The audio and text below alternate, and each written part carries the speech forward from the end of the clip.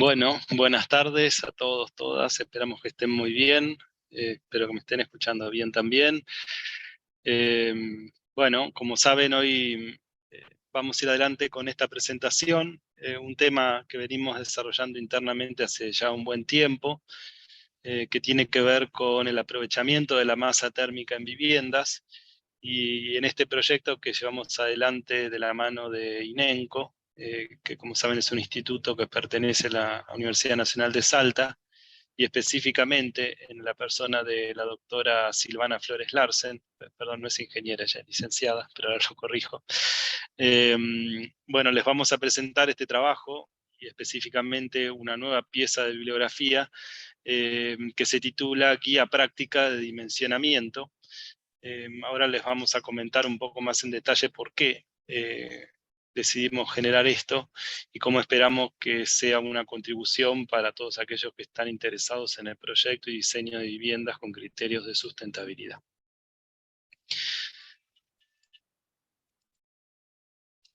Simplemente para comentarles, quizá algunos de los que hoy están en esta reunión no conocen al Instituto de Cemento, solo quiero hacer una muy breve introducción para que sepan un poco de qué se trata esta entidad. El ICPA, o el Instituto de Cemento Portland Argentino, es una organización privada sin fines de lucro que se creó allá por el año 1940. Es una entidad que hoy tiene 4 socios activos y 3 socios adherentes. Y básicamente nuestro trabajo tiene que ver con la transferencia tecnológica y de conocimientos en todo lo que tiene que ver con el empleo del cemento en sus distintas aplicaciones, donde nuestro propósito, en definitiva, es promover que esos usos y aplicaciones sean de la mayor calidad y eficiencia posible. Tenemos distintas áreas de trabajo, especialmente que están concentradas en los temas que tienen que ver con infraestructura y vivienda, pavimentos, con la tecnología, específicamente el material, y con, naturalmente, todo lo que tiene que ver con la agenda de la sostenibilidad. Y algunos de los servicios o actividades más específicas que hacemos tienen que ver con la asistencia técnica, con diagnósticos y soluciones de problemas, con revisión de pliegos, con actividades de capacitación, con colaboraciones desde el punto de vista de la normalización y la certificación de competencias técnicas personales, con la organización de estudios interlaboratorios y con la atención de consultas. El ICPA viene hace ya algún tiempo haciendo distintas iniciativas que tienen que ver con el segmento de la vivienda. Aquí solo marco lo más reciente, que tiene que ver con que, bueno, muchos de ustedes sabrán que en el año 2021 presentamos un manual de soluciones para viviendas energéticamente eficientes, que es un manual que está disponible para libre descarga en nuestra página web. En diciembre del mismo año presentamos la segunda edición del Manual Técnico de la Mampostería de Bloque de Hormigón, que es un trabajo conjunto con la Asociación Argentina de Bloque de Hormigón. En mayo de este año presentamos el Manual de Vivienda de Hormigón Industrializada en Sitio, un manual que se propone asistir a todos aquellos que están involucrados en la cadena de valor de la vivienda, con una descripción detallada, una definición concreta de cómo evaluar y concretar proyectos de construcción de viviendas a través del uso de encofrados manoportables industrializados, una ejecución monolítica en única etapa de muros y losas de hormigón. Y hoy venimos a presentarles este trabajo, que de alguna forma creo que es una continuidad de la primera pieza que vemos aquí, porque en aquel manual de soluciones de viviendas energéticamente eficientes hay un capítulo que está dedicado a la masa térmica, y en ese momento entendimos que hacía falta darle una vuelta de rosca más al tema, pensando en cómo los usuarios pueden poner en valor la masa térmica, un aspecto que muchas veces los arquitectos tienen muy presente, pero que a veces cuesta llevarlo a la práctica con criterios más cuantitativos. Entonces, ¿cuál era nuestro propósito? Nuestro propósito era poder dar a la comunidad técnica una guía práctica, digamos, con cierta simplicidad, en su aplicación, que le permitiera poder percibir a aquellos que están dedicados al proyecto y diseño de viviendas, cómo poder aprovechar la masa térmica, ¿sí? ¿Qué tanta masa térmica es necesaria en una vivienda para poder hacer un uso eficiente, en la medida que evidentemente que esa masa térmica sea un atributo que debamos aprovechar o que convenga aprovechar en la situación particular del proyecto que estén tratando. Y evidentemente pensando en las viviendas de uso permanente, ¿no? Ahora Silvana lo va a explicar con mucho más detalle. Nuestro propósito no es reemplazar las simulaciones numéricas detalladas o, digamos, estudios más profundos, sino lo que entendíamos es que era conveniente que aquellos que tienen la labor del diseño y del proyecto puedan tener algunas herramientas previas a esos estudios más detallados y que esas herramientas les permitan poder abordar el tema aun cuando no tengan un grado de especialización muy alto en el tema. Evidentemente, conocer y aplicar modelos de simulación es un tema que es casi de especialistas, en muchos casos lo es, y de alguna forma con esta guía buscamos tratar de ablandar un poco eso y de acercar al público un poco más a esto desde el punto de vista ya más cuantitativo. Como todas las publicaciones que genera el ICPA, es una publicación abierta, de libre descarga. Fue un trabajo que resultó en realidad de 2 etapas, donde hubo una primera etapa de estudio de literatura, de bibliografía, de muchísima información internacional sobre esto, y del cual se desprende, en definitiva, el documento que ustedes van a tener a disposición, que es la guía práctica de dimensionamiento. Si bien hay otro documento que es más amplio en todo su detalle, que si en algún caso tienen interés en recibirlo, me pueden escribir un mail y se lo acercamos. Pero específicamente esta guía práctica que les vamos a compartir hoy, la tienen disponible en ese enlace de QR, esa imagen QR que tienen allí en pantalla, así que quienes quieran ir haciendo una descarga en este mismo momento pueden hacerlo. Igualmente también les voy a explicar después desde otros lugares de donde lo pueden obtener. Entonces, bueno, sin ánimo de monopolizar el uso de la palabra, ya directamente la voy a presentar a Silvana y bueno, quedarán con ella para profundizar en este tema. Silvana, si querés ir mostrando tu pantalla, yo aprovecho mientras tanto para presentarte. Silvana Flores Lansen es licenciada en Física por la Universidad Nacional de Salta. Ella se graduó en el año 1998. Es además doctora en Ciencias en el área de energías renovables, también por la Universidad Nacional de Salta y graduada en el año 2003. Es investigadora adjunta del CONICET y profesora adjunta de la Universidad Nacional de Salta. Su área de investigación está relacionada con la eficiencia energética en edificios y de simulación térmica computacional. Ha publicado más de 200 artículos en libros, revistas y congresos. Dirige equipos de investigación de proyectos científicos de diferentes organismos nacionales e internacionales en temas de energía solar, eficiencia energética e impacto del cambio climático en edificios. Dirige también tesistas de doctorado y maestrías de diversas universidades en el ámbito sudamericano. Ha dictado cursos en universidades y organismos nacionales y el extranjero, como en la Universidad de Atenas de Grecia, la Universidad de Ciencias Aplicadas de Alemania, la Universidad de la República de Uruguay, la Unión Internacional de Arquitectos de la Unión Europea y para la OEA. Ha realizado también numerosas asesorías en el sector público y privado, centradas en el análisis, recomendaciones y búsqueda de soluciones para la eficiencia energética en la construcción.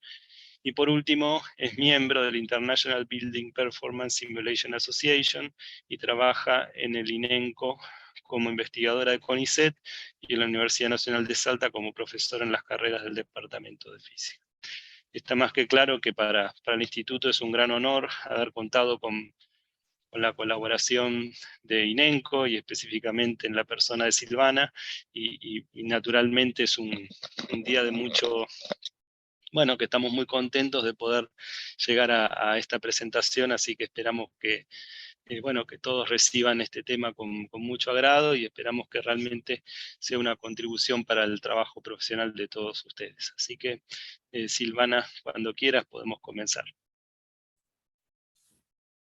Muchas gracias por la presentación, muchas gracias a todos los que están presentes en esta charla. Espero que les sea de utilidad y estamos siempre a disposición para ayudarlos y aconsejarlos con las cosas que sean necesarias de este y de otros temas relacionados con la eficiencia energética. Bueno, antes que nada, este proyecto que nos encomendó ICPA fue abordado, digamos, si bien yo dirigí un equipo de trabajo, fuimos muchos los que participamos en este equipo, y los quiero mencionar porque han sido han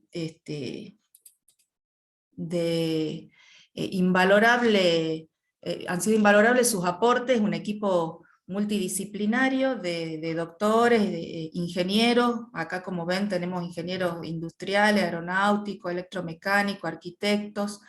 En particular yo soy física y licenciados en energías renovables, y entre todos tratamos de aportar digamos, una visión un poquito distinta desde el punto de vista de lo que es la transferencia de calor y la física, este tema de la masa térmica, y de llegar con nuestra actividad científica hacia los profesionales, digamos, para ayudarlos en su trabajo, y particularmente en este tema de poder dimensionar una cuestión que es bastante compleja, desde el punto de vista de su estudio, de las ecuaciones involucradas y de las metodologías para su estudio. Entonces nosotros tratamos de bajar un poco a tierra todos esos conceptos para intentar generar esta guía que fuera de fácil aplicación para todos los que quieran aprovechar la masa térmica, ¿no? Dentro de sus diseños de edificios más sustentables.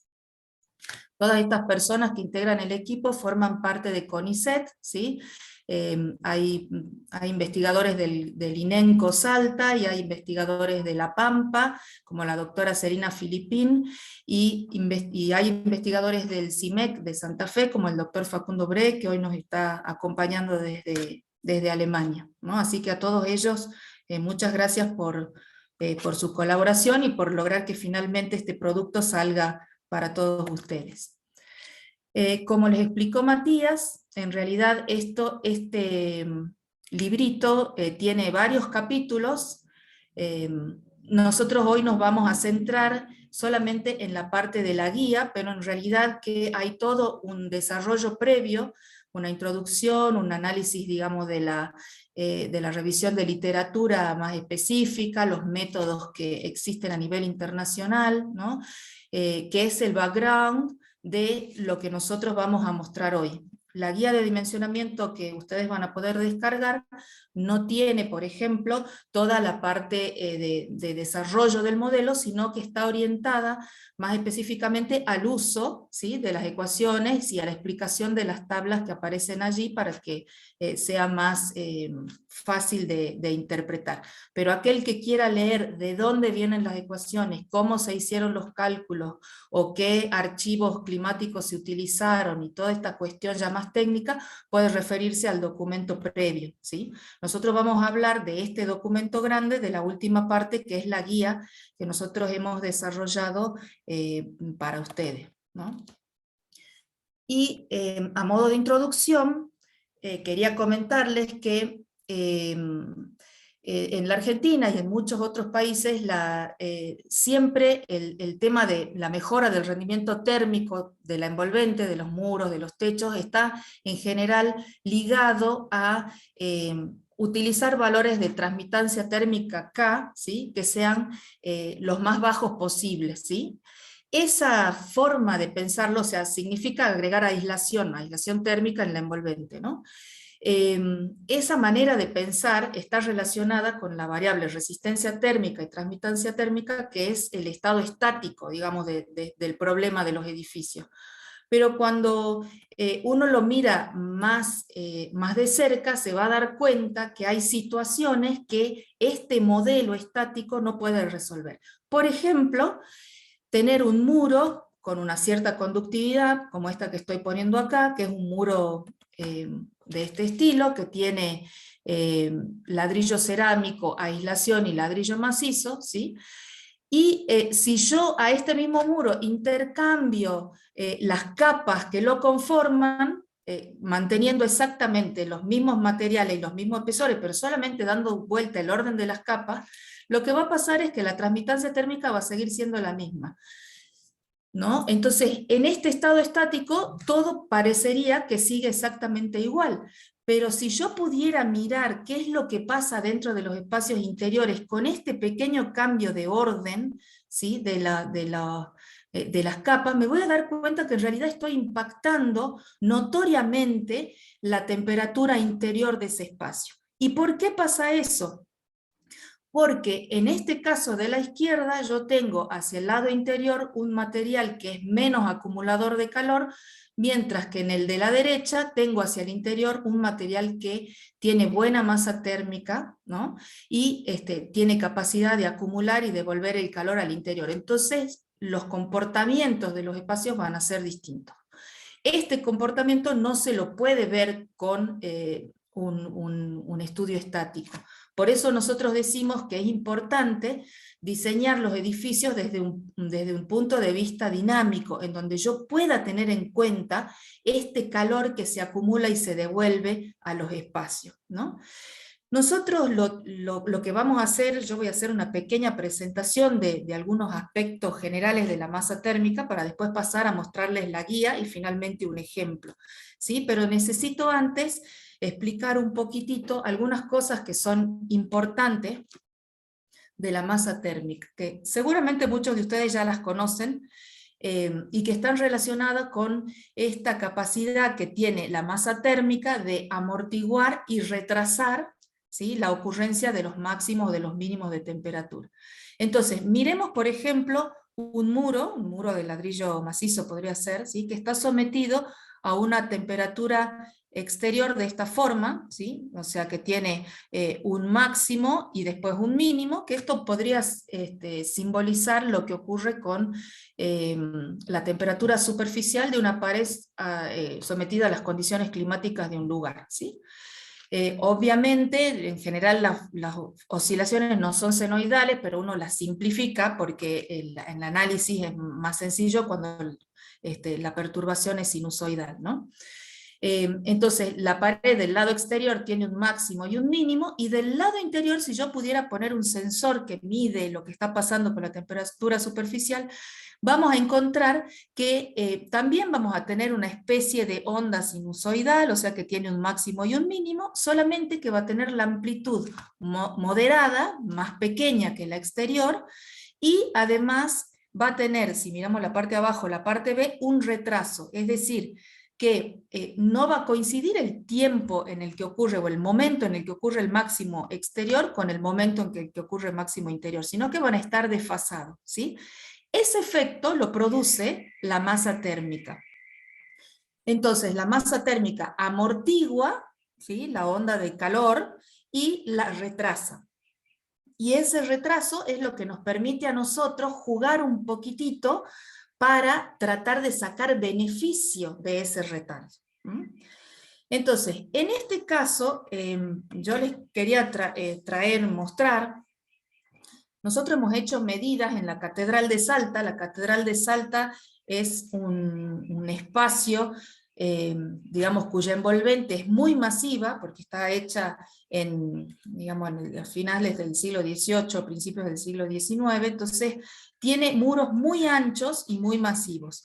Entonces, fíjense ustedes, acá hay una imagen de la medida de lo que pasa afuera de la catedral y adentro de la catedral. Afuera, la curva celeste, cada uno de estos picos corresponde a un día, ¿sí? Esto lo medimos en noviembre del 2019, ¿no? Y la curva naranja corresponde a la temperatura que medimos dentro de la catedral. Ustedes se pueden dar cuenta aquí que la temperatura dentro de la catedral es mucho más constante que la temperatura exterior, que puede llegar a los 33 o 34 grados, ¿sí?, durante las horas más calurosas, y durante la noche a unos 16 o 17 grados. Sin embargo, dentro de la catedral tenemos una temperatura casi constante que está entre los 22 y los 24 grados, ¿sí? Ese efecto de atenuar la temperatura es debido a la masa térmica que tiene este edificio. Entonces miren qué importante, porque acá nosotros no estamos teniendo ningún sistema de climatización ni de refrigeración, y sin embargo estamos obteniendo temperaturas que están dentro de lo que conocemos como confort térmico, ¿no? Bueno, pero sin embargo hay otro efecto que tenemos que tener en cuenta con la masa térmica, y es al que se dedica principalmente esta guía. Y está relacionada con la capacidad de acumular calor, pero del lado interior, ¿sí? O sea, ustedes imagínense esta vivienda en invierno con un aventanamiento, ¿sí?, que permite el ingreso de sol. Esa radiación solar incide sobre las superficies interiores de este espacio, o sea, el piso, las paredes y alguna parte por reflexión en el techo, y esa radiación se va absorbiendo a lo largo del día, ¿sí?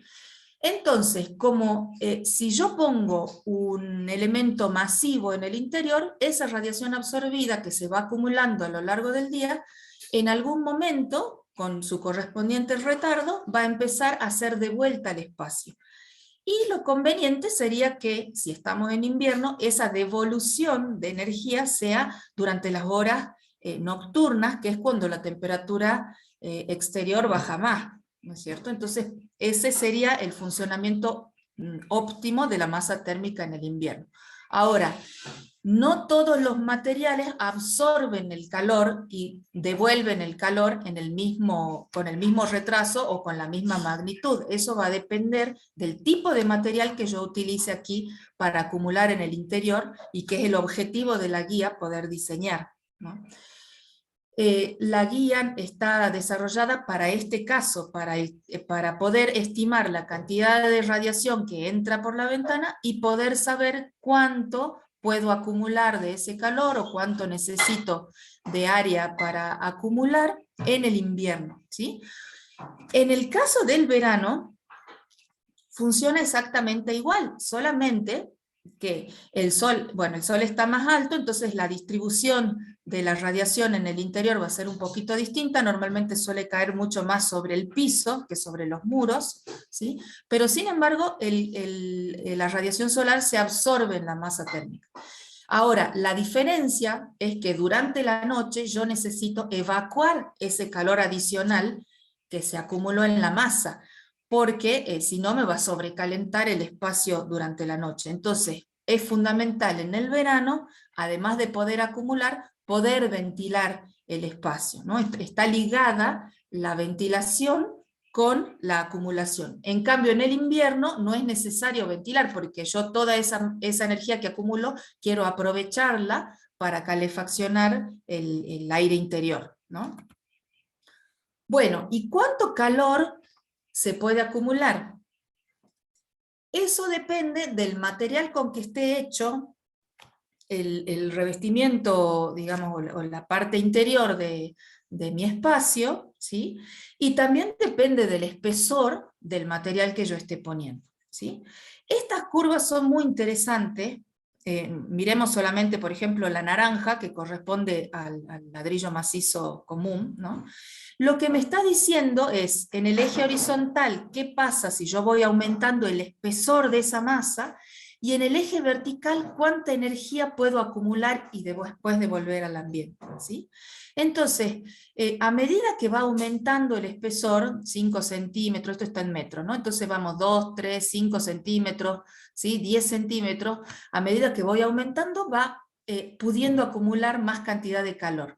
Pero si yo sigo incrementando el espesor de esa masa, voy a llegar a un máximo, después va a tener una leve bajada, y después va a quedar constante, ¿sí? Eso significa que si yo sigo incrementando, por ejemplo, pongo un muro de 15 centímetros, voy a estar, de ladrillo macizo, voy a estar en la máxima capacidad de acumulación de ese material, y a medida que vaya incrementando 20 centímetros, 25, 30, 40, 50, llega un momento en que seguir incrementando ese espesor ya no tiene ningún sentido, porque no se acumula más calor, ¿sí?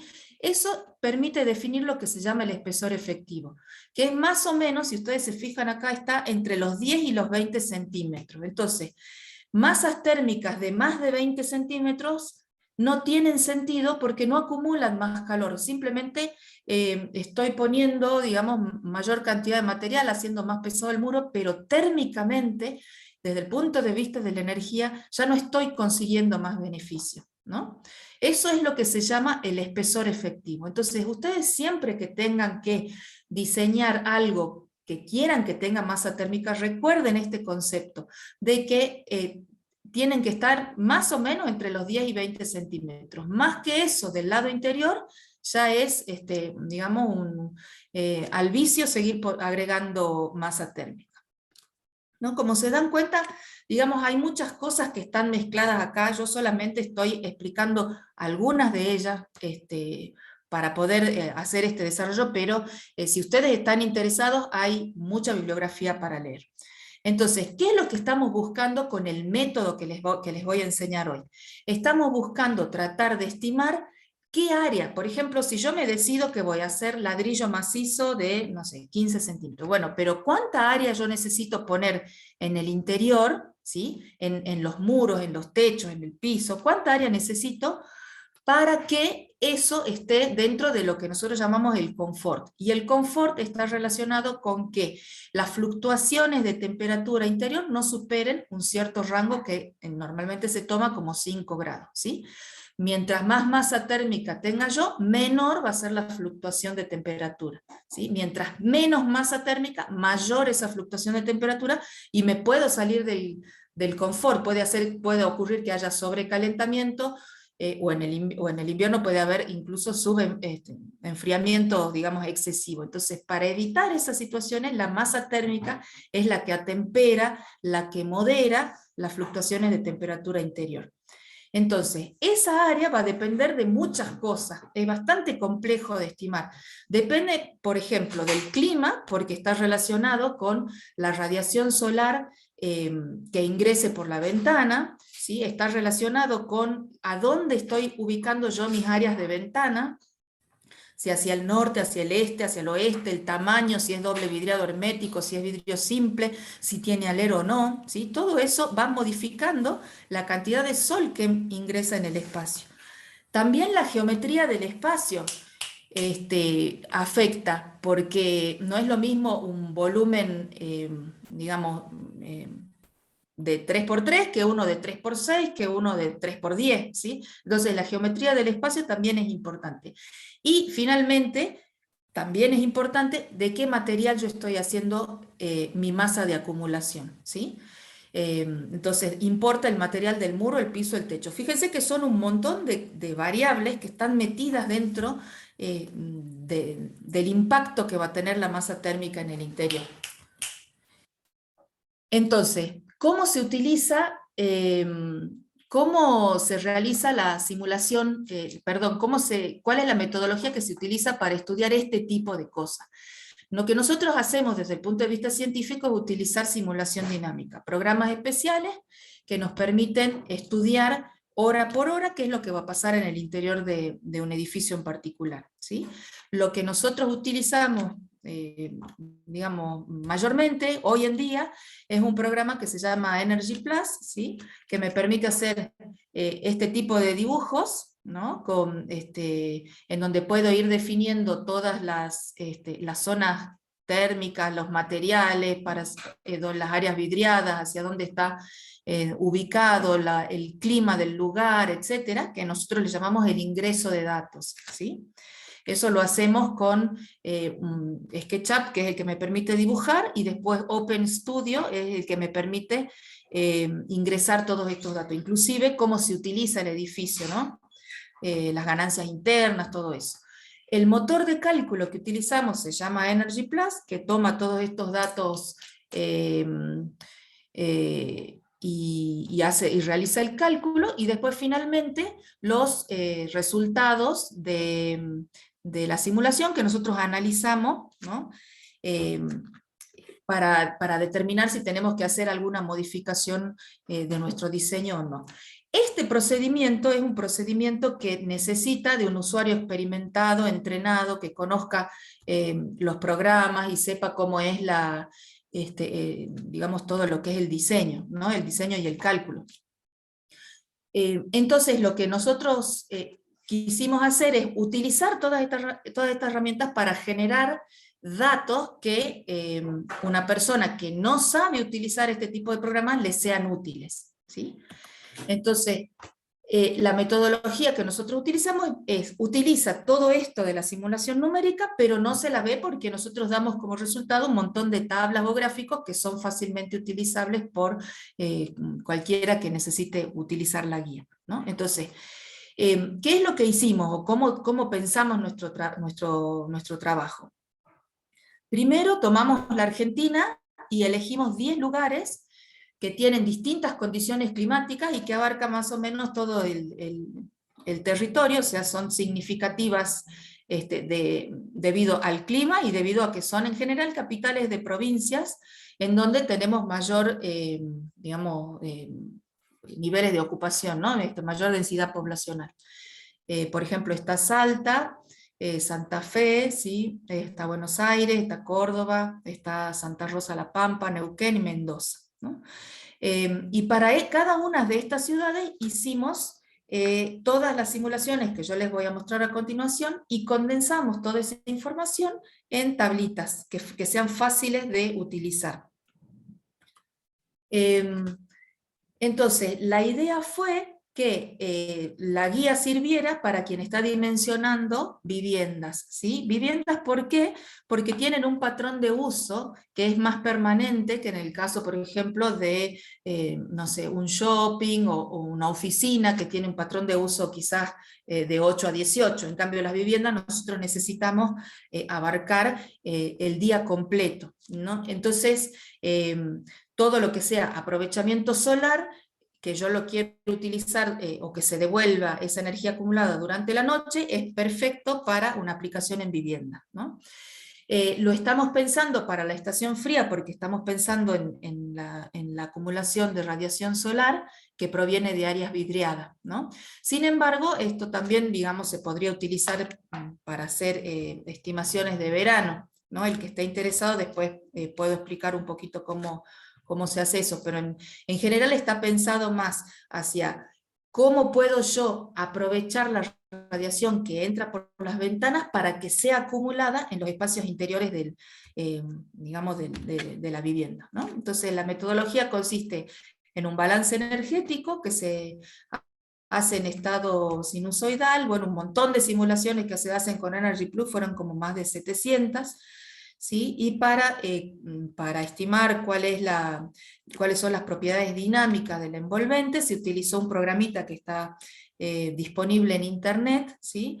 Desarrollado en el Reino Unido, con el cual se puede sacar un montón de factores que son después lo que se utilizan en la guía, y que nosotros los damos en forma de tabla para los muros que se utilizan típicamente en Argentina, porque otro problema que existe, que sale de la literatura, es que hay quizás información, pero para climas que no son los nuestros, sino que más bien son del hemisferio norte, y para construcciones o tipos de construcciones altamente aisladas, que también son típicas del hemisferio norte y que nosotros no tenemos. Entonces había ahí un problema de que no había estudios hechos para los tipos de construcciones que nosotros utilizamos en Argentina. Entonces nuestra idea fue hacer un estudio federal, digamos, para para estas ciudades de todo el país, y con las características constructivas de los elementos que hay en Argentina.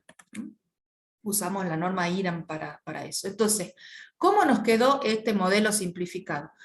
Es tan simple como una ecuación, que es la que ustedes están viendo aquí, que tiene algunos factores que ahora voy a pasar a explicar cómo se calcula cada uno de ellos, ¿sí? Pero fíjense que es simplemente un cociente, ¿sí? Que me permitiría calcular cuál es el área de acumulación que yo necesito. Este cociente tiene algunos factores que dependen del muro, por ejemplo, el alfa que aparece aquí depende del color con el que esté pintado el muro o el piso, o el revestimiento del piso, ¿sí? Y este que aparece acá, F, el factor de acumulación, que depende de cómo yo definí las capas de pared. Entonces estos dos términos van a depender específicamente del muro. Y los dos términos que están en verde van a depender del clima del lugar, ¿sí? O sea, de cuánta radiación solar está entrando, del tipo de vidriado y de la geometría del espacio con el que yo esté trabajando, ¿sí? Entonces, cualquier cálculo que yo necesite hacer va a tener necesariamente que poder estimar cada una de estas 4 cositas que aparecen acá. Nosotros estos factores lo que hicimos fue calcularlos por simulación computacional y volcarlos a tablas que son bien sencillas de utilizar. Bueno, entonces el primer factor y más sencillo de todos es este factor alfa que está relacionado con el color de la superficie. Eso, si ustedes buscan por internet, van a encontrar un montón de tablas con cuánto vale este factor, ¿sí? Entonces, colores claros tienen valores bajos, este es un factor que va entre 0 y 1, por ejemplo, los colores pasteles están entre 0,20, 0,30 su valor, mientras que los colores oscuros, como los grises, los negros, los verdes oscuros, los azules, están más cerca del 1, 0,8, 0,75, ¿sí? Entonces, de acuerdo al color, uno selecciona cuánto vale este coeficiente. El siguiente coeficiente ya era más bravo de estimar, es cuánta radiación solar yo estoy incorporando de acuerdo a la ventana que yo haya elegido o que esté pensando poner en mi espacio, ¿sí? Es la ventana que capta el sol. Entonces, obviamente que eso va a depender de la orientación de la ventana. Todos sabemos que una ventana al norte capta en invierno mayor cantidad de radiación que una ventana al sur, ¿sí?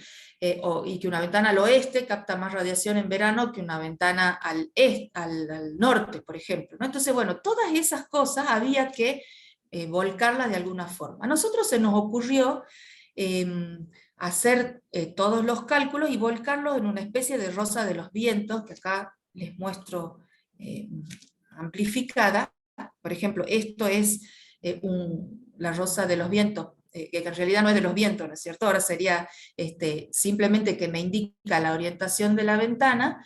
Este es para Buenos Aires, por ejemplo, y lo hicimos para 4 meses del año, para marzo, para junio, para septiembre y para diciembre, de forma tal de tener la información más o menos completa. Entonces, lo que hicimos fue, para cada orientación, norte, sur, este, oeste y una intermedia, fuimos calculando con este programa Energy Plus qué radiación recibiría un metro cuadrado de esa ventana, ¿no? Entonces, por ejemplo, en marzo, una ventana de vidrio simple recibe 2,8, las unidades son kilovatio hora por metro cuadrado, ¿sí? Y en azul también pusimos las unidades, los valores para un DBH, porque hoy en día se utiliza mucho el doble vidriado hermético, entonces es interesante tener ambos valores, ¿no? Entonces, por ejemplo, una ventana al norte en marzo, 2,8 si es de vidrio simple, 2,1 si es de vidrio doble.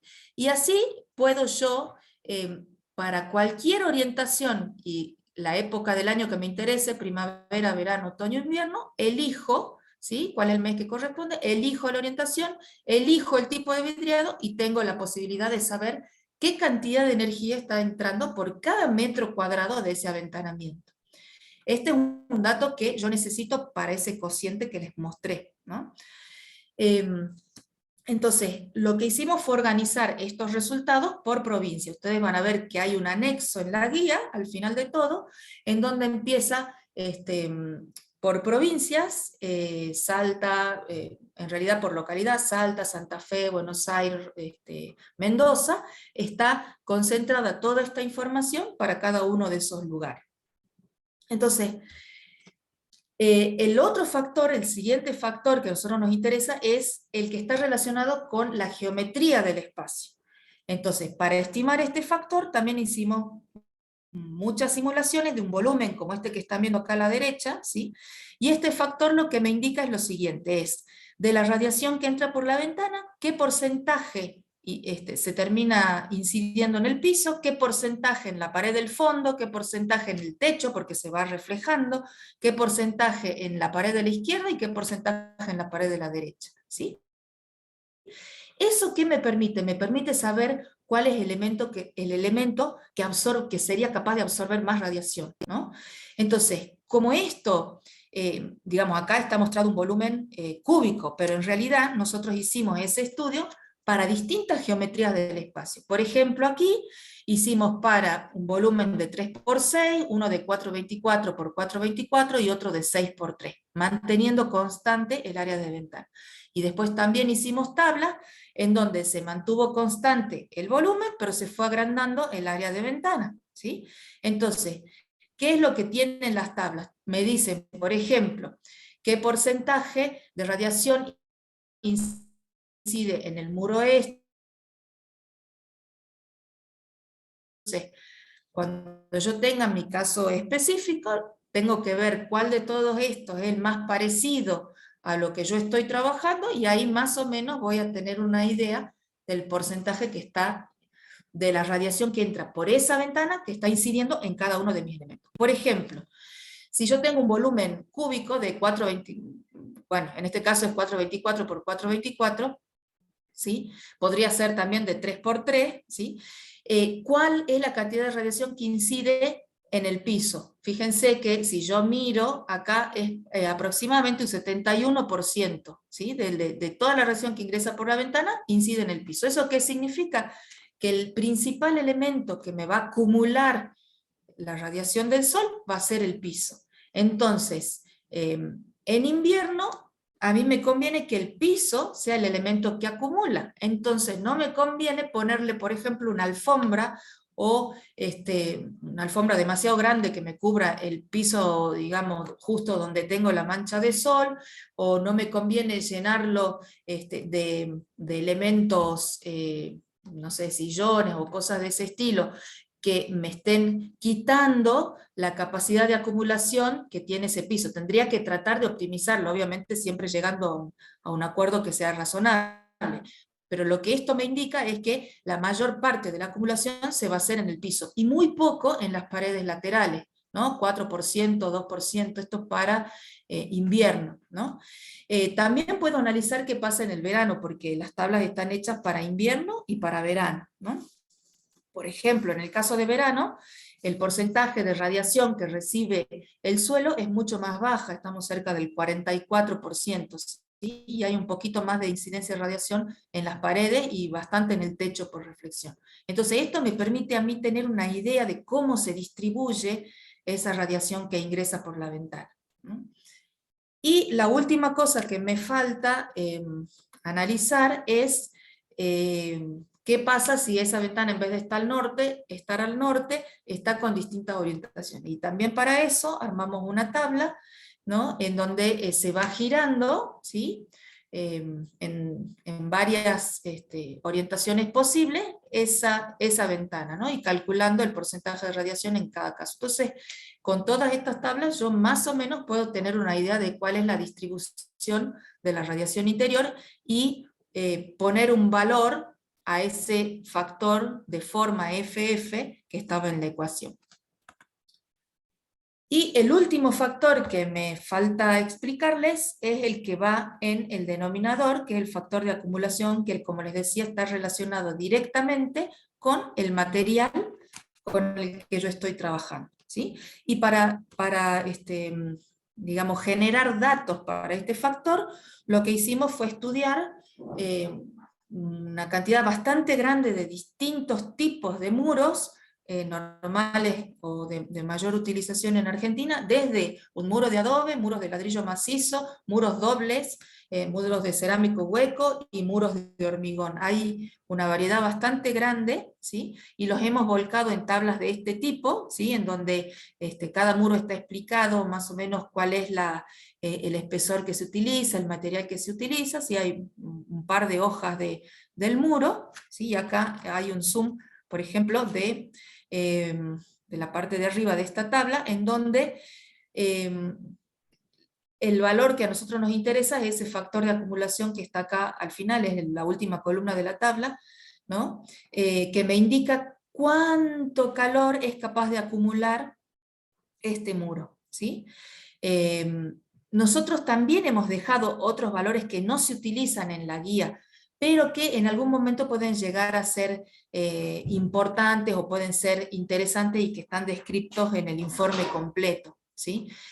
Nos pareció importante, digamos, ya que hacíamos todo el esfuerzo y el trabajo de hacer los cálculos de las variables dinámicas, dejarlas en una tabla, a pesar de que la que más se utiliza en esta guía es la última, que es la que me indica la cantidad de calor que es capaz de acumular el tipo de muro que yo estoy eligiendo.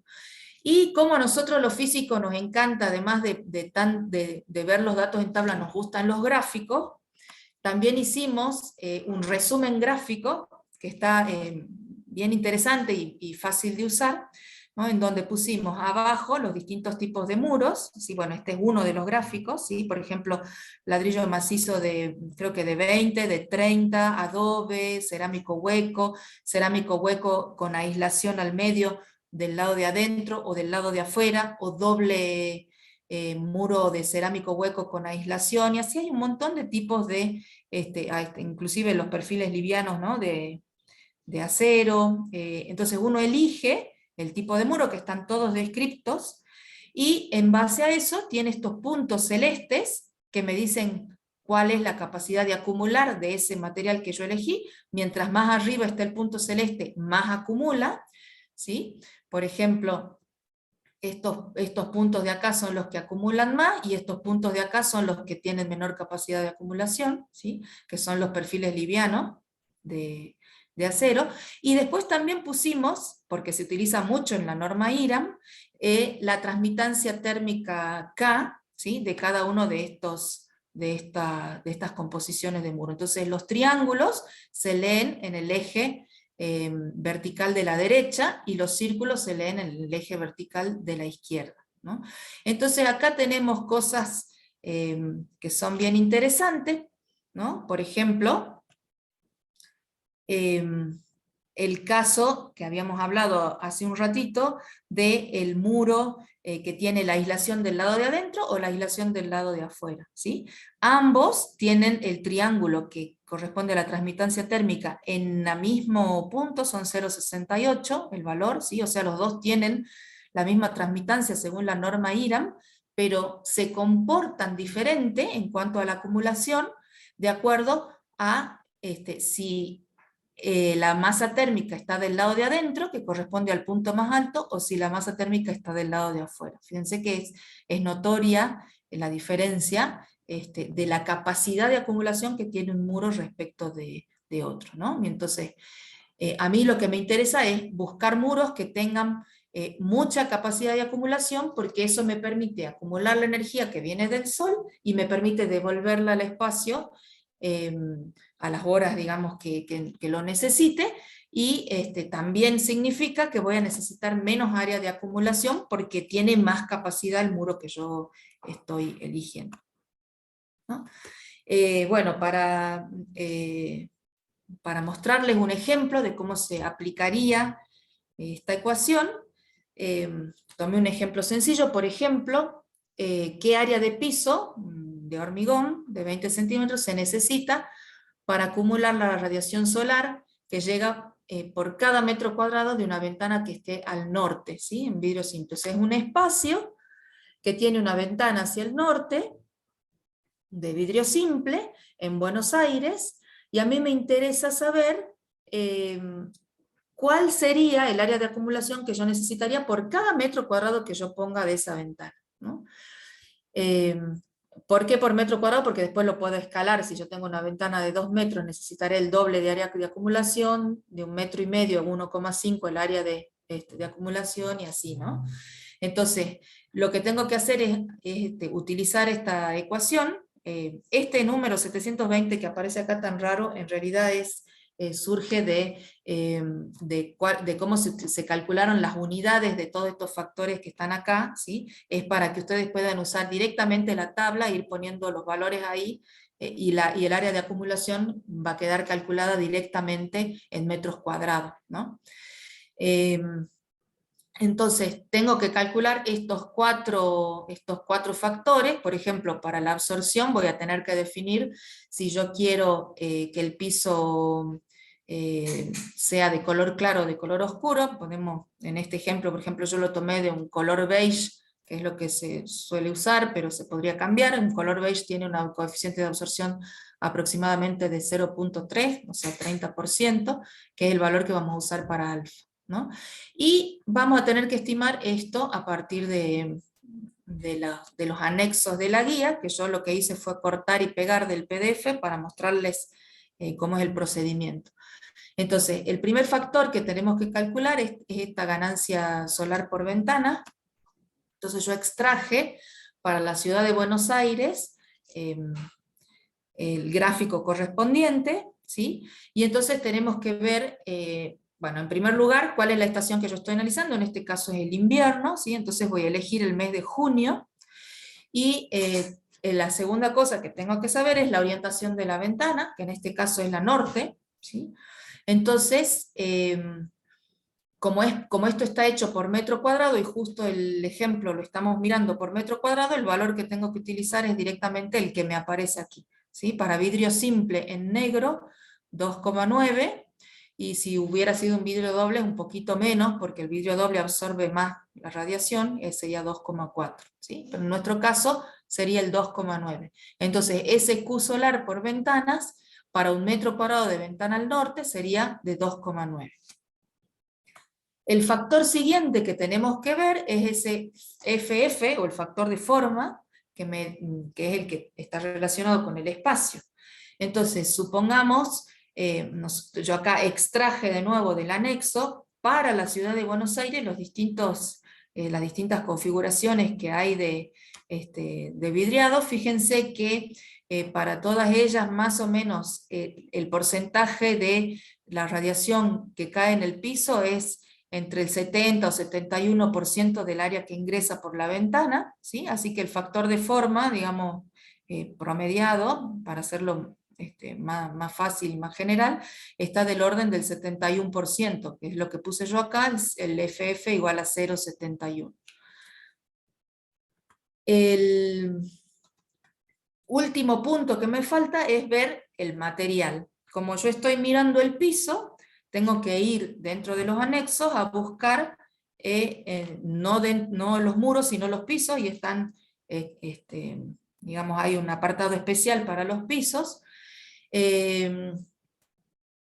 Y entonces ahí busco ese factor de acumulación, que en el caso de hormigón con contrapiso y carpeta, que está explicado en la guía, de 20 centímetros, el valor es 203,1. Entonces ese es el valor que yo tengo que tomar para el factor de acumulación.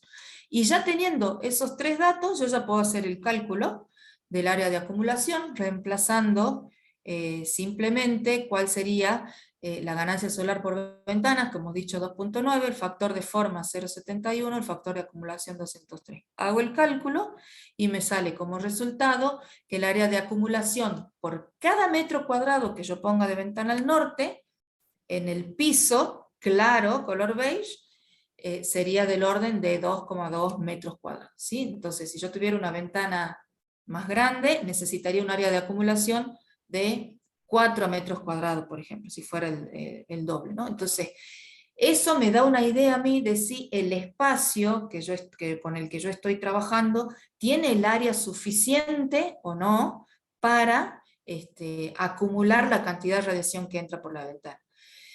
Si esta área, por ejemplo, me saliera, no sé, por decir algo, 8 metros cuadrados, 9 metros cuadrados, y yo tengo un espacio, por ejemplo, de 3x3, ¿no? Significa que estoy muy en el límite, ¿no? entre el espacio, entre el área de piso y lo que yo necesito acumular, está muy en el límite, incluso en algunos casos se me puede pasar. Y entonces si se me pasa significa que el área que yo tengo de piso no es suficiente para atenuar los saltos térmicos producidos por esa radiación que entra por la ventana. Y eso me está indicando que definitivamente voy a tener una situación de disconfort en el interior de ese espacio. Es muy probable que tenga una situación de disconfort, ¿sí? Entonces para eso me sirve esta ecuación. Creo que esta es mi última diapositiva, sí. Entonces, como yo fui un poco rápido, digamos, y mostré solo algunas cosas. En la guía de dimensionamiento ustedes van a tener varios ejemplos resueltos para ir mirando con más detalles. Pero quería, digamos, cerrar la charla con algunas conclusiones que me parece que son interesantes de llevarse, digamos, de toda esta discusión, además de la metodología, ¿no? La primera es que la masa térmica sigue siendo un tema que no está desarrollado o investigado o trasladado hacia los profesionales de la manera, digamos, que sería más adecuada. Hay algunos países en donde sí ya están trabajando un poco más con este tema, por ejemplo, Italia ya tiene en su normativa algunas cuestiones relacionadas con cómo deben ser las envolventes respecto de estas cuestiones dinámicas y de la cantidad de masa térmica, pero nuestra normativa actual, argentina, la norma IRAM, todavía no tiene incorporado nada de todas estas cuestiones dinámicas que son bien importantes en el tema de los edificios sustentables, ¿no? Bueno, la segunda conclusión que me interesa que quede claro es que entonces no solamente importa la transmitancia térmica, o sea, qué capas de qué material tenemos nosotros, sino también el orden. El orden es muy importante y que siempre que yo quiera aprovechar la masa térmica en los espacios interiores voy a tener que ubicar esa masa térmica del lado interior de los espacios, porque eso es lo que me permite acumular el calor y devolverlo, ¿sí? Sobre todo esto es importante cuando yo estoy trabajando con construcciones que son del tipo vivienda, o sea que son de uso permanente, en donde yo voy a necesitar acumular el calor en una parte o en una parte del día y devolverlo en otra parte del día, ¿sí? Hay otros casos, por ejemplo, cuando tenemos edificios de uso esporádico, como podría ser un auditorio, en donde ya este concepto que yo les estoy dando acá es más discutible. Hay que mirar si conviene la masa térmica en el interior o no, ¿sí? Porque la masa térmica también implica todo un tiempo de retardo, y yo si tengo por ejemplo un auditorio, quiero prender una calefacción y que eso se calefaccione rápido, entonces no me conviene que la masa térmica esté en el interior, sino me conviene que esté quizás en el exterior, ¿sí? Pero bueno, digamos, la idea es que el orden en el que yo construyo las capas de la envolvente es importante, y si quiero aprovechar la masa térmica tiene que estar del lado interior. El tercer concepto importante es que no es que puedo indiscriminadamente seguir agrandando el espesor de la masa térmica del lado interior, sino que hay un punto máximo que está entre los 10 y los 20 centímetros de acuerdo al material, a partir del cual si yo sigo agrandando ese espesor no voy a tener una capacidad de acumulación extra, ¿sí? Entonces no me conviene pasar de ese límite máximo. Entonces existe ese límite máximo que se llama el espesor efectivo, ¿sí? Que me conviene saber, de acuerdo al material con el que esté trabajando, cuál es, aproximadamente entre los 10, 15, 20 centímetros. El otro concepto es que si yo tengo, para una misma cantidad de masa térmica, como tenemos ese espesor efectivo, para que la masa térmica tenga mayor eficiencia, lo que importa es el área de acumulación, ¿sí? Entonces, es mejor distribuir esa masa térmica en mayor cantidad de área de envolvente que sea capaz de acumular ese calor. Y no quería dejar de mencionar el tema del verano, porque en el verano también podemos tener beneficios con la masa térmica si está bien dimensionada. Si está mal dimensionada puede ser catastrófico, ¿no? Pero si está bien dimensionada, en ciertos climas, sobre todo en climas que tienen mucha amplitud térmica entre el día y la noche, el uso de la masa térmica es beneficioso porque yo puedo acumular el calor extra de los espacios y extraerlo durante la noche con ventilación natural. Y para que esa ventilación natural sea efectiva, necesito que la temperatura exterior baje, ¿no? Y por eso es que estoy diciendo que esto es mejor en climas donde tenemos amplitudes térmicas que son grandes, porque si la amplitud térmica es grande, significa que de noche la temperatura baja más y que va a tener más eficiencia para extraer ese calor de la masa térmica. Por supuesto que todo esto que estoy hablando, estamos hablando de cuestiones idealizadas, porque después hay que ver, digamos, si ya efectivamente esa ventilación se va a poder realizar, por ejemplo, si estoy, no sé, en una vivienda en zona rural donde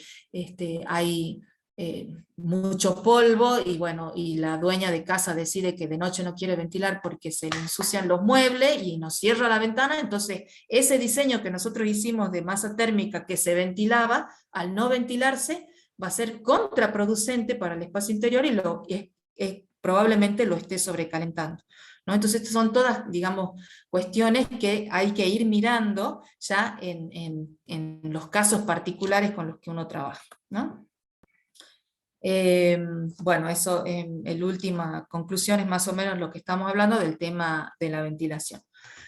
Bueno, muchas gracias por su atención, espero no haber ido demasiado rápido. Yo quería darles un pantallazo general de qué son las cosas que ustedes se van a encontrar en la guía de dimensionamiento, y quedo a disposición para las preguntas que ustedes quieran formular, y también les estaré muy agradecida, todo el grupo les estará muy agradecido si ustedes nos pueden colaborar con la lectura de la guía y hacernos comentarios de qué les parece, de si quieren agregar alguna cosa, o si encuentran algún cálculo o alguna cosa que esté mal o rara, consultarla para que nosotros la corrijamos o la mejoremos, porque la idea es que sea de utilidad para los profesionales que la van a utilizar, y entonces mientras más gente les resulte útil y productiva, va a ser mejor para nosotros, y nosotros, bueno, estamos abiertos a todas las sugerencias y comentarios y críticas también, por supuesto, que se puedan hacer de este trabajo que nosotros hemos hecho. Así que muchas gracias, dejo de compartir pantalla y escucho si es que hay alguna pregunta. Bueno, muchas gracias, Silvana, creo que ha sido muy, muy claro. Hay unas cuantas preguntas, si te parece, las vamos viendo en el momento. La primera es muy simple, la respondo yo, es una pregunta de Florencia, que menciona si esta charla está siendo grabada. La respuesta es que sí, y la vamos a alojar en la página web del ICPA, así que si quieren volverla a ver, si la quieren recomendar a alguien, dentro de unos días, no hoy, posiblemente tampoco mañana, pero quizás ya a partir del martes que viene ya la tienen en la web libre. Luego tenemos dos preguntas de Víctor Hugo. Una dice, ¿cuál es la incidencia del aislante térmico más cerca del exterior o más cerca del interior respecto a la acumulación del muro? Sí, eso es importante la pregunta, y está relacionada con el tema del orden de las capas, ¿no? En general, digamos, la aislación térmica lo que hace es bajar la transmitancia térmica del muro, y lo que conviene, si yo estoy trabajando con viviendas, en donde necesito que la masa térmica actúe, es que el aislante esté hacia el lado exterior, ¿sí? Porque si yo pusiera el aislante del lado interior y cubro esa masa térmica, toda la capacidad de acumulación que tiene esa masa térmica se me va, porque tengo el aislante adelante, ¿no? Entonces, para el caso de las viviendas, conviene que el aislante esté del lado exterior del muro y la masa térmica esté del lado interior del muro. Bien. La segunda pregunta de Víctor tiene que ver con la relación costo-beneficio, y pensando un poco en qué es más económico y qué acumula más, ¿no? Entonces él dice, si un muro más barato acumula menos que uno más caro. Eso es relativo, ¿no? Pero quizá vos puedas dar tu Sí, opinión sobre eso. nosotros digamos, desde el punto de vista del análisis térmico no hemos tenido en cuenta los aspectos económicos del muro, y en realidad eso está relacionado con el material más que con, ¿no? Entonces depende de qué material se coloque hacia el interior y cuál sea el impacto en el costo de ese material, va a ser esta relación costo-beneficio, ¿no? Nosotros en la guía tenemos, a sugerencia de Matías y de la comisión de ICPA, hemos hecho estudios de muchos muros que tienen hormigón del lado interior, que es el material de todos los materiales, es el que mejor se comporta en cuanto a la acumulación de calor, ¿no? Así que en cuanto a las cuestiones económicas, yo no podría contestar cuál es más económico que el otro sin tener, digamos, una, una selección de cuál es el tipo de muro con el que estamos trabajando, ¿no? Sí, probablemente también haya cuestiones regionales y de costos Sí, de de mano de materiales, costo de la obra, mano de sí. obra y productividad, bueno, un montón de cosas que hacen al costo general. Ujú. Una pregunta de Verónica que dice, si la guía se podría usar como referencia en Uruguay, ¿a qué ciudad asemejarías el clima de Uruguay? Y agradece por la charla. Bueno, gracias, Verónica. Em, para Uruguay me parece que ellos tienen como 4 zonas climáticas bien diferenciadas, ¿sí? Quizás Montevideo lo más cercano sería Buenos Aires, y del lado de Santa Fe, ellos podrían utilizarlo, por ejemplo, para Salto, que es la zona más cálida, podrían asemejarlo a Santa Fe.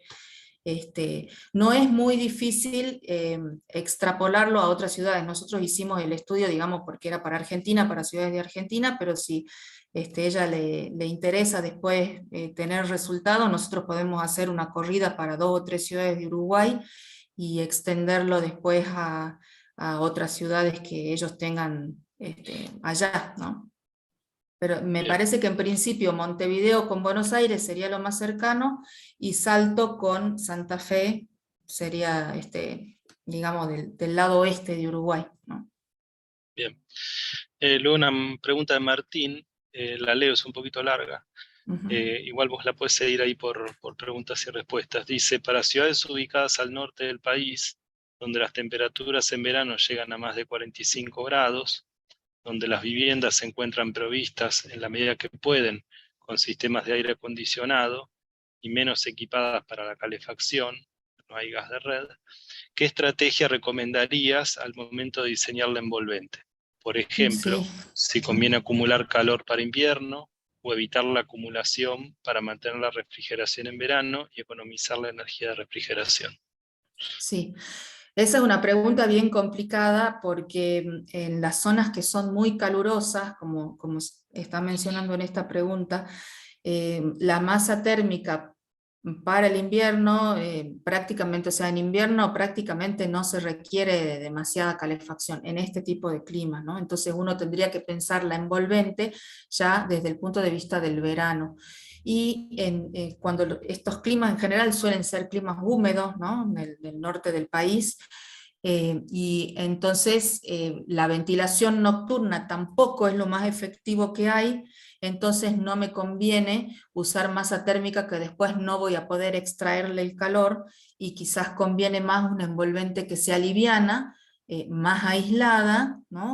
Y que permita que cuando uno enciende el aire acondicionado, la refrigeración pase directamente al aire y no tener que enfriar primero la masa térmica y todas esas cosas. Así que en esos climas, los climas, digamos, cálido-húmedo del norte del país son climas bien complejos de estudiar, son más complicados que los climas fríos en general. Y hay que hacer un estudio ya, o sea, no es que se puede generalizar a todos, yo digo, conviene hacer una envolvente más liviana, pero siempre hay que mirar, en definitiva, el diseño y el caso particular. Hay que utilizar otras estrategias, además, hay que utilizar sombreado, ¿no?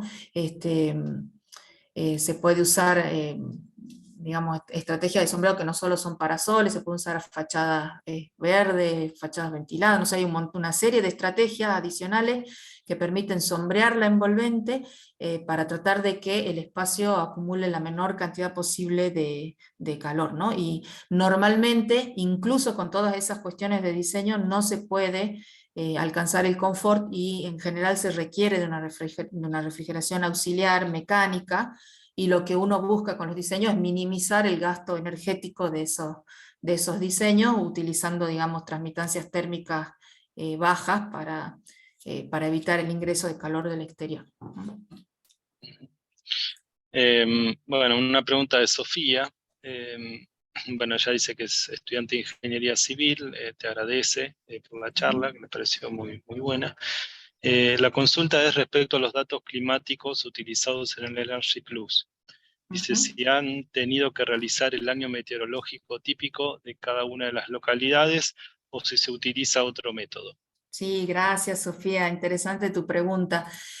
Nosotros para estas localidades, 10 localidades argentinas, utilizamos el año típico meteorológico. En la guía está el link de donde se pueden descargar. El año típico meteorológico está en la página onebuilding.org, ¿sí? Y están basados en un periodo, para hacer los años típicos, del 2004 al 2018, o sea que es un periodo bastante actual y bastante representativo de las condiciones actuales.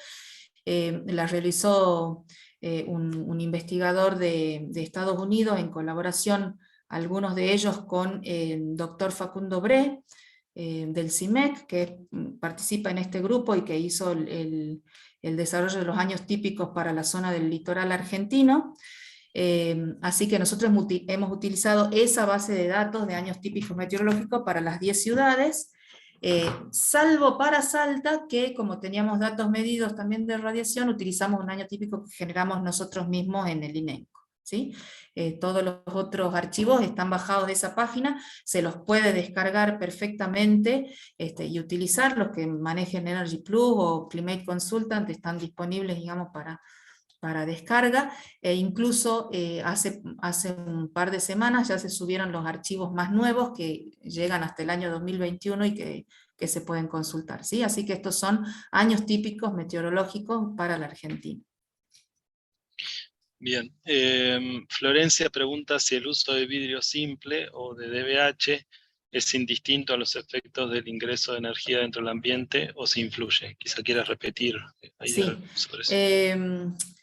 A ver, el DBH, al tener dos capas de vidrio, es como si yo tuviera dos vidrios simples, uno detrás del otro, en cuanto al ingreso de la radiación solar. Entonces, la cantidad de radiación solar que ingresa es un poco más baja, ¿no? Por ejemplo, en el vidrio simple andaremos por el, no sé, 87% de la radiación que incide en el vidriado la atraviesa, y en el DBH en un 70%, 72%, ¿sí? Es un poco más baja. La diferencia entre uno y otro, más que en la cantidad de radiación, que si bien hay diferencia, es en cuánto deja de perder un vidrio doble respecto a un vidrio simple. Ustedes saben que el vidrio doble pierde prácticamente la mitad que la de un vidrio simple, o sea, la transmisión de calor. Entonces la importancia está en la capacidad aislante que tiene el vidrio doble, ¿sí? Respecto del vidrio simple, aunque sí hay una diferencia en la cantidad de radiación solar que entra, ¿no? Pero no es tan dramáticamente diferente, o sea, 87% versus 70 y tanto por ciento, ¿sí? Obviamente que estoy hablando siempre de vidrios sin tinte, ¿no? O sea, vidrios claros, ¿no? Vidrios, si ya ponemos vidrios de colores, bueno, ya es otra la cuestión. Esos datos normalmente están en las especificaciones técnicas de los dobles vidriados, ¿no? Se los puede encontrar ahí. Bien.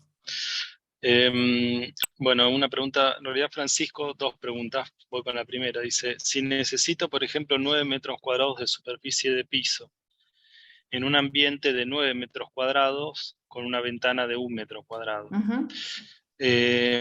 Pregunta, ¿cómo afecta la superficie en sombra?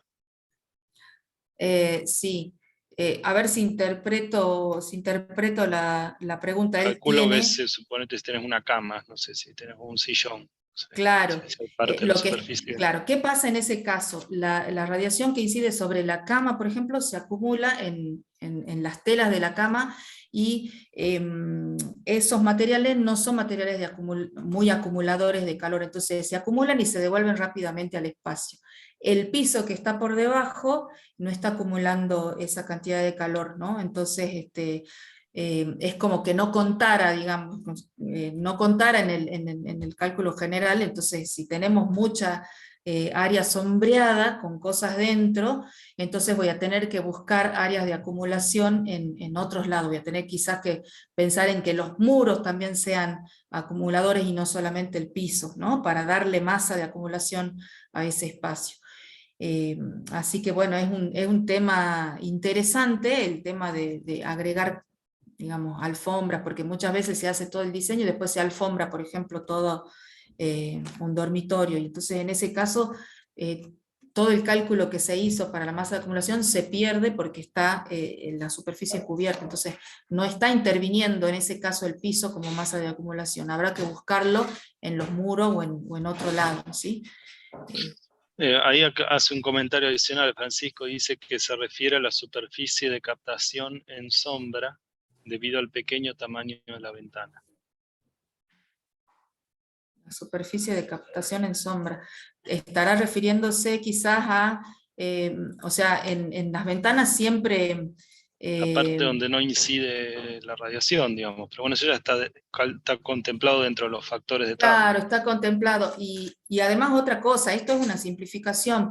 La mancha de luz de la ventana sobre el piso también es una cosa dinámica, ¿no? Porque a lo largo del día se va moviendo por la superficie del piso y va, digamos, incidiendo en distintas partes, ¿no? Acá estamos considerándolo como más sencillo, pero sí es cierto que la mancha de sombra se va moviendo, entonces la idea es más o menos tener una idea de cuál es la capacidad de acumulación que tiene ese piso en relación al área de la ventana.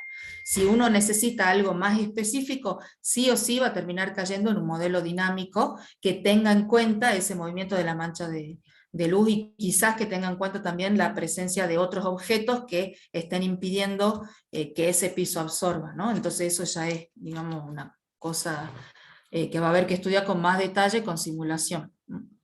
Bien. Hay una pregunta de Carolina que dice ¿dónde se puede conseguir el documento completo? Bueno, me envían un mail a mí, ahora en unos instantes muestro en pantalla la dirección de correo y se los envío sin problema. Bueno, Francisco también preguntaba si este método de cálculo sirve para el envolvente y habría que considerar el tiempo en el traslado de la energía hacia el interior. Sí, él está pensando en las primeras diapositivas que yo mostré, o sea, toda esta guía de diseño está pensada para cómo dimensionar la acumulación del lado interior, pero es cierto que también tenemos transferencia de calor desde el lado exterior hacia el interior y que ahí tenemos un retraso, digamos, y una disminución de la onda térmica desde el exterior hacia el interior, ¿no? Esta guía está pensada para que no exista saltos térmicos demasiado grandes debido a la presencia de la ventana y de la masa térmica en el interior, ¿sí? Se supone que las otras transferencias están contempladas en las transmitancias térmicas, ¿no? Bien. Bueno, quedan unas pocas preguntas. Víctor Hugo también preguntaba cómo influye la humedad relativa del lugar en los cálculos. Sí, bueno, la humedad relativa para el caso de la acumulación no influye porque la acumulación depende del material y depende del color de la superficie y de la radiación solar, ¿sí? Entonces, en ese caso no influye. Sí va a influir la humedad relativa, quizás si yo quiero dimensionar la masa térmica para verano y estoy pensando en este tema de la ventilación, ¿no? Entonces, si la humedad relativa me impide que la ventilación o me dificulta que la ventilación sea efectiva porque, no sé, es demasiado alta y entonces el usuario no quiere ventilar con altas humedades, entonces me va a afectar la velocidad de viento en el interior y eso me va a afectar la capacidad de extraer el calor del muro, ¿no? Y entonces ahí sí voy a tener un efecto indirecto, digamos, de la humedad relativa. Pero en el caso del invierno, en principio no tendría que afectar. Bien. Y la última de Víctor Hugo dice, ¿el espesor efectivo tiene que ver con el espesor económicamente eficiente? No, no tiene nada que ¿Por qué? ver, es un concepto térmico que está relacionado con la capacidad que tiene el muro de absorber calor, y esa capacidad es ese espesor de 10, 15, 20 centímetros, que es el único que interfiere en la acumulación y la devolución de la energía al espacio. No tiene nada que ver con cuestiones económicas. ¿Mm? Bien. Y la última de Darío, pregunta sobre otro tema, pero quizá puedas darle tu opinión, sobre Ujú. los pozos canadienses. Dice, los pozos canadienses que son utilizados para calefaccionar o enfriar de manera natural en casas, según entendido, son efectivos. Sí. Bueno, le surge esta pregunta. Porque, Sí, sí, sí.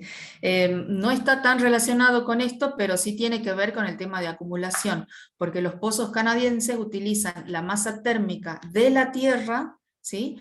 Em, la Tierra, como ustedes saben, el suelo tiene una temperatura, una distribución de temperatura a lo largo del año que varía un poquito, pero que en general suele estar bastante cerca de la temperatura media anual del lugar, es una característica bien climática. Entonces, en invierno suele estar un poco por encima de la temperatura media del mes de invierno, ¿sí? Entonces se la puede usar como para precalentamiento de aire, y en verano suele estar por debajo de las temperaturas medias de verano del lugar, entonces está más fría, digamos, entonces se puede utilizar esa, esa baja temperatura que tiene el suelo para hacer circular aire y que ese aire disminuya su temperatura e ingresarlo en los interiores. Es una técnica que es efectiva y que se utiliza bastante, sobre todo en el hemisferio norte, y que nosotros no tenemos, digamos, tan incorporada, pero que sí tiene sus beneficios, ¿no? Es costosa, es más costosa, pero tiene sus beneficios y está relacionada con esta capacidad de los materiales de absorber el calor, en este caso en particular la masa térmica de la Tierra, ¿no? De todos esos metros de tierra que están por debajo de la superficie y que tienen esa temperatura media anual. ¿Mm? No sé si contesté la pregunta bueno, yo creo que sí. razonablemente. Sí, sí, hay varias personas que te agradecen, que destacan la claridad y la completo de la charla, más allá de que ha sido una charla de un poquito más de una hora. Sí, bueno, muchas Así que bueno, gracias. parecería que la impresión es muy buena. Ya para cerrar, bueno, había alguna pregunta de dónde me llevo esta guía. La respuesta es que en realidad yo acá les he mostrado un código QR, con ese código pueden descargarlo. Digamos, de forma permanente esto va a estar incluido dentro de la página web de ICPA. Si no han ingresado nunca, la dirección es www.icpa.org.ar. Arriba hay una barra gris, hay una opción que se llama Biblioteca ICPA. Dentro de ahí hay la primera opción, les muestra todo el material bibliográfico de manuales, guías que hay preparadas o editadas, mejor dicho, desde el ICPA, y ahí, bueno, pueden entrar a la que ustedes quieran y se descargan, así que desde ahí van a tener esta disposición. Si entran ya mismo, no la van a ver porque hay un pequeño problema con la página web hoy, pero seguramente mañana o a lo sumo el jueves ya lo van a tener disponible ahí. La descarga es libre, no tiene ningún costo, lo pueden hacer las veces que quieran. Eh, y si lo quieren recomendar, bueno, con mucho gusto háganlo. Si tienen alguna duda o si nos quieren hacer alguna observación, algún comentario, sugerencia, bueno, sepan que también hay otros canales de comunicación, en las redes sociales, también el ICPA tiene un newsletter por mail. Si quieren recibir novedades, van a ver un botón ahí mismo en la página que dice newsletter, dejan su dirección de mail, los agregamos a la lista de distribución para que cualquier novedad la reciban directamente. Si no, si nos siguen en las redes sociales, bueno, también lo van a poder ver cuando quieran. Bueno, entonces hasta aquí, Silvana, yo puse tu dirección de mail de Gmail, Sí, disculpas, no hay problema, es lo pero mismo, bueno, sí, perfecto, no hay problema. si quieren contactarla a Silvana directamente, bueno, ahí pueden hacerlo a esa dirección de mail. Si me quieren usar a mí como intermedio, no hay ningún problema, ahí tienen mi dirección. Y si necesitan que les envíe el archivo de la guía o el archivo más ampliado, bueno, escríbanme un mail y con gusto se los envío en estos días hasta tanto lo vean plasmado dentro de la página web. Así que de mi parte ya no mucho más. Nuevamente agradecerte, Silvana, creo que ha sido un trabajo bastante arduo, pero bueno, creo que será un aporte muy importante. esperamos que sea útil y que, bueno, que evidentemente quienes puedan lo utilicen, porque bueno, esa es la lógica para lo cual se ha desarrollado, ¿no? Bueno, muchas gracias y la idea es que hagamos nuestros diseños cada día más eficientes, ¿no? Este, así que es lo que buscamos todo y bueno, nosotros nuestro pequeño y humilde aporte desde la ciencia para los que desarrollan, ¿no? Las cuestiones constructivas acá en el país, así que estamos a disposición para lo que necesiten. ¿Mm? Bien, buenísimo. Bueno, hasta aquí entonces. Les mandamos un saludo a todos, que estén muy bien. Saludos para todos. Cuídense y estamos en contacto. Chao, Silvana, nos vemos. Chao, chao.